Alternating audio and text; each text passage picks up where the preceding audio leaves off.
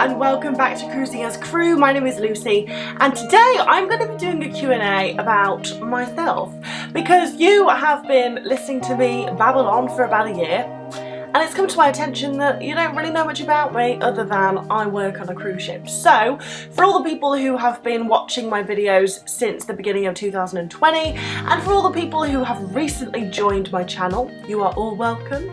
And today I'm going to answer some questions about myself.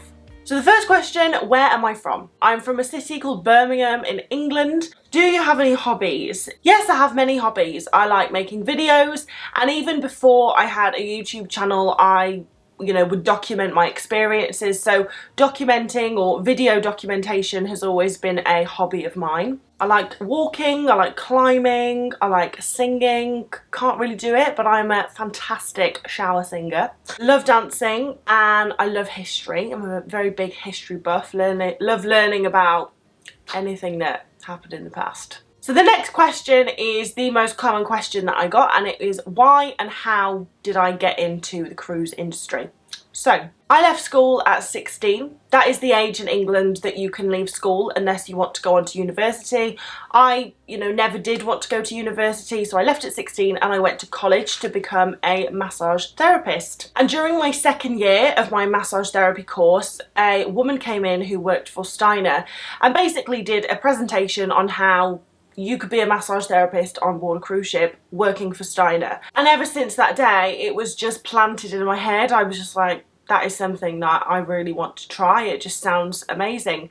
She sold it. She absolutely sold it, and thank God she did.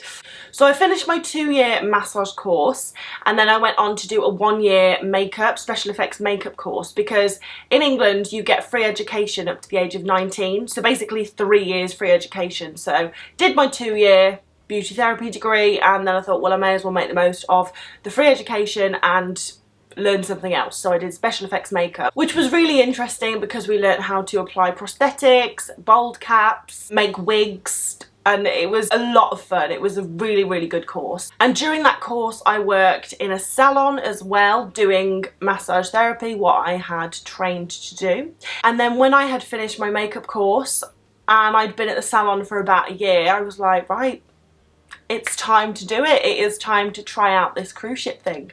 So I applied and I remember I was really umming and ahhing. I was like, oh, is now the right time? Should I do it? And my mom was like, just apply. Just apply. Like, the worst that can happen is they say no. I applied, I think in like the November of 2014, had the interview, got the job and went to the Steiner Training Academy in, I believe it would have been like the end of January 2015, and then I joined my first cruise ship in April 2015, which was Royal Caribbean Rhapsody of the Seas. So I did 2 contracts with Steiner on board Royal Caribbean, but I did 3 ships. So my first ship was Rhapsody of the Seas, and then I got transferred to Legend of the Seas for 3 months. So that classed as 1 contract, even though it was over 2 ships.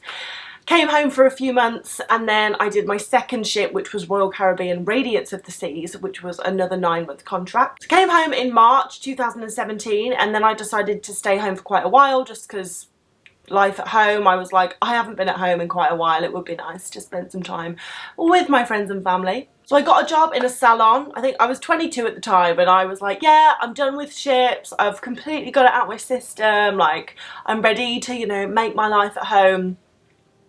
Well, little did I know that I'd be back with a vengeance. I did stay home for a bit, but after a while I was like, okay, I really miss it. I really, really miss it. But at this point I had been doing massage therapy, beauty therapy for quite a while, so I fancied a change, but I knew that I wanted to go back on ships. So I decided to work in the shops department. I had made friends with quite a lot of shop staff on cruise ships when I was working with Steiner.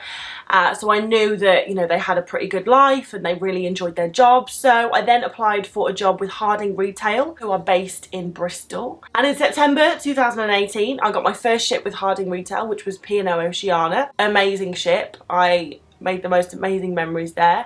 So that was my first 6-month contract as a shoppie. Then I went home for a month and then I was actually supposed to go, I believe, on Britannia. Something happened and they asked me if I wanted to return to Oceania, and it just so happened that a lot of the staff that were there on my first contract on Oceania were going to return, and I thought, I loved that ship. So I actually ended up going back to Oceania for another 6-month contract. So Oceania really did become a home for me because I was there a total of 12 months, you know, 2 6-month contracts. So really, really loved that ship. I was coming towards the end of my second contract on Oceania at the end of 2019. And Harding Retail, the company that I work for, got the contract for the shops on board Virgin Voyages. So people who worked for Harding had the opportunity to apply to work on the Virgin Voyages ships. So I applied within the company, had an interview with Virgin, got the job and was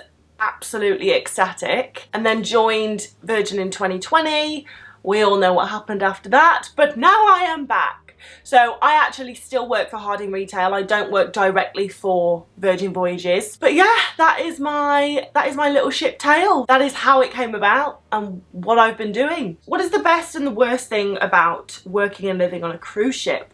The worst thing is being away from my family and friends for such a large amount of time. But the best thing is having the opportunity to make more friends from all over the world and meet just like the most incredible people.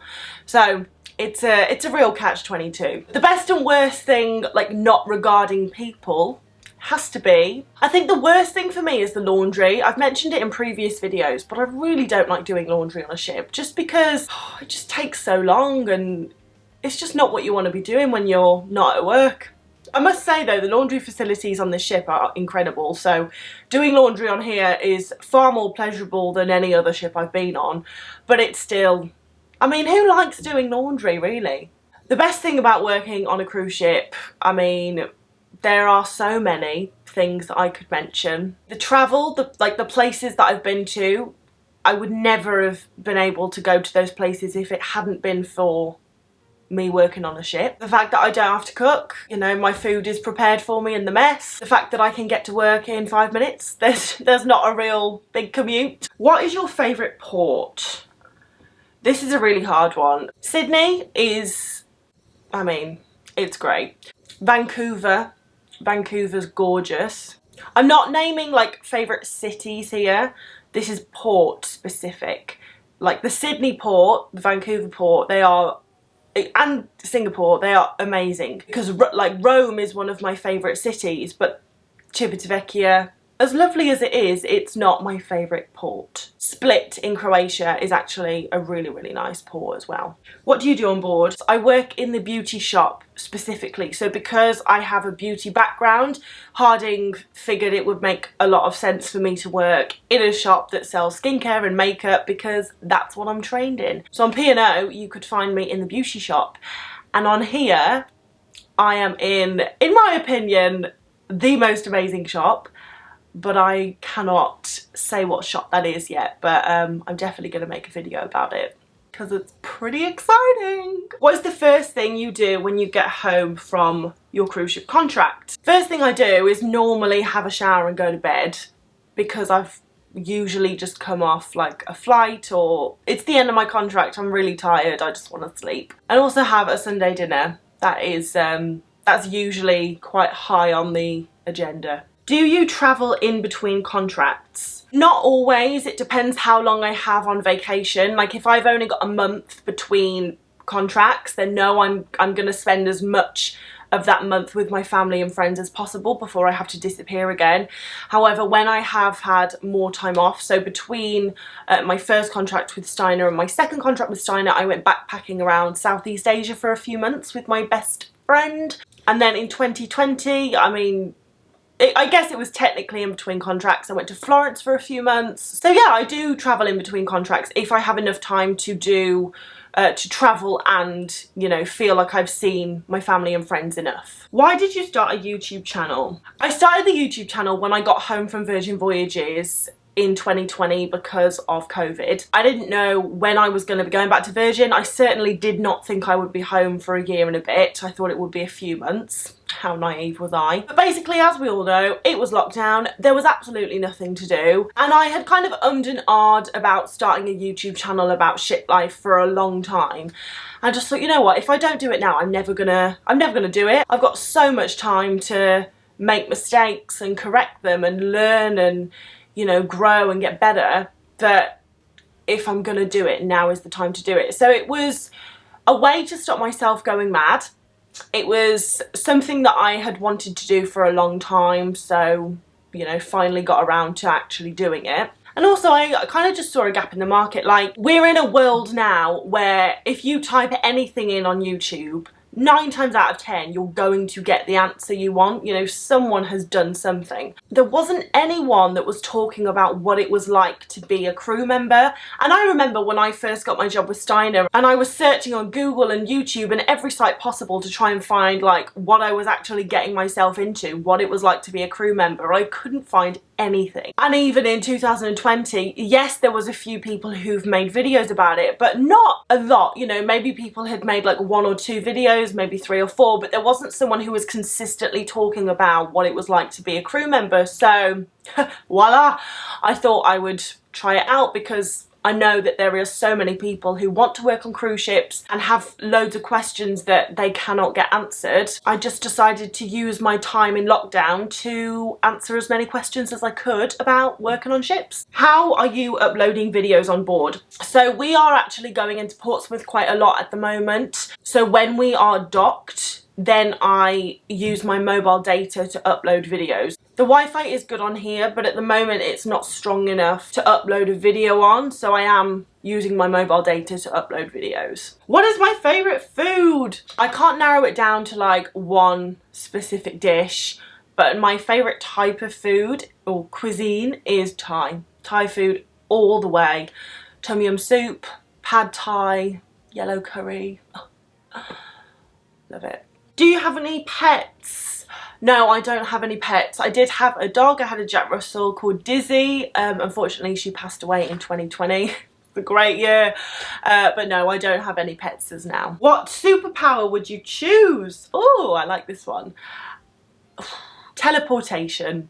I'd like to be able to just click my fingers and be able to be anywhere.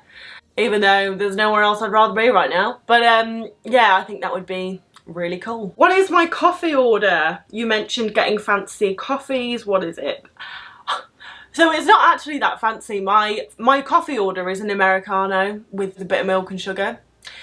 So it's not that fancy, but if I am feeling fancy, then I might have a flat white. I do quite enjoy a flat white. Favourite TV series and favourite film? TV series is Friends. It's just no matter how many times I watch it, I will still be in stitches. I mean, the leather pants scene with Ross. Ross is my favourite character, by the way, but yeah, so Friends is favourite series, hands down. Favourite film, The Last Samurai, Troy, Gladiator. I like those kind of films, but those are probably my top 3. Where do you still want to go in the world? So many places. You know, I have been so lucky with the itineraries that I have been given on ship, because I have been to so many places. But have you seen those scratch maps? So I got one of them and I was thinking like, oh yeah, I'm going to be able to scratch so much off. I've been to all of the small countries, so when I scratched everywhere off that I had been, I was like, oh my god, I've still got so much to do.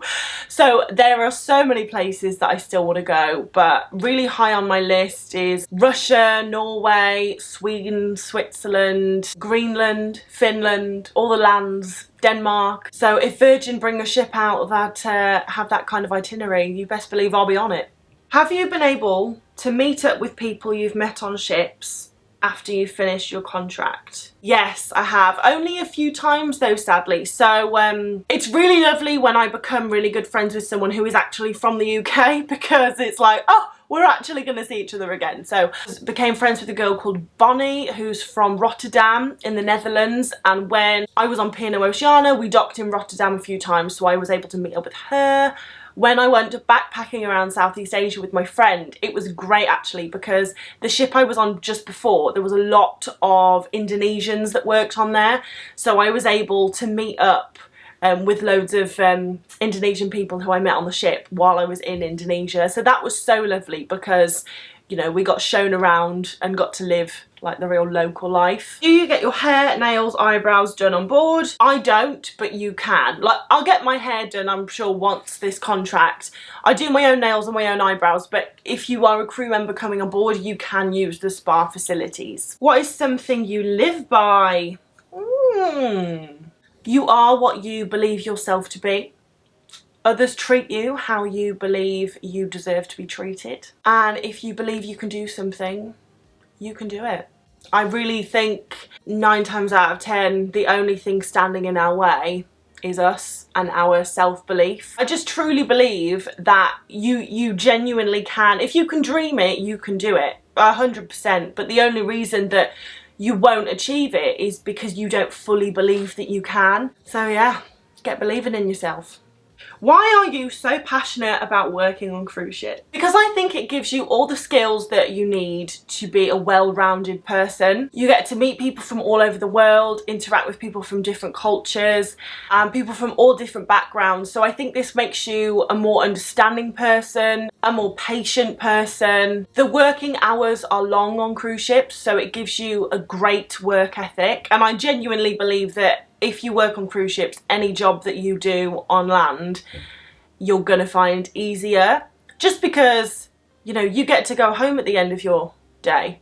I'm not saying all jobs on land are easy. There's some jobs on land that are a lot harder than my job on here, but generally, if you work on cruise ships, it will give you a fantastic work ethic. Your social skills are gonna improve drastically. You know, you have to be able to speak to people from all over the world, all different backgrounds. You have to work with language barriers. People's sense of humour differs depending on where they're from. English people are generally quite sarcastic. There are some cultures who are not sarcastic and do not understand if you're being sarcastic. So after working on cruise ships, you really can talk to a brick wall. You can talk to absolutely anyone. You get to travel working on cruise ships, which makes you a better person anyway, but also it makes you realise, although the world is huge, it's actually really small. And you can be on the other side of the world in 24 hours. Before I worked on ships, I remember thinking about possibly moving to Australia, and it was just this like ridiculous dream. I was like, I can't move to Australia. Not even Spain. I was like, I can't move to another country. Like, and now after working on ships, it's like, of course I can move to another country. Like, it's a flight away. And it just makes everything that you dream about seem more achievable, and it makes you very adaptable, like incredibly adaptable. I am able to feel at home anywhere I go, you know, whether it's a crew cabin, a passenger cabin, I'm at sea, I'm on land, I am able to make anywhere a home. Actually, I think that plays a big part in how happy I am as a person, because I'm able to adapt to almost any situation and feel comfortable. You know, I've really got comfortable feeling uncomfortable, and I think that is an invaluable skill. So all of those things I have just mentioned are things that you get to experience when you work on a cruise ship. So that is why I am so passionate about working on cruise ships, and why I think everyone, if they have the opportunity, should give it a go, because it's just the best experience that you will ever have. But that was the last question, so thank you so much for watching, guys. I really appreciate it. If you have enjoyed this video, then please press a like and subscribe. It would absolutely mean the world to me. And I just want to say a massive thank you to everyone who has left me their video suggestions, either in the comments down below or you've DM'd me over on Instagram at Cruising as Crew, because I always want to hear what you guys want to watch. I obviously want to make videos that you want to see. But thank you very much. Have a fantastic day, and I will see you in the next video, guys. Bye.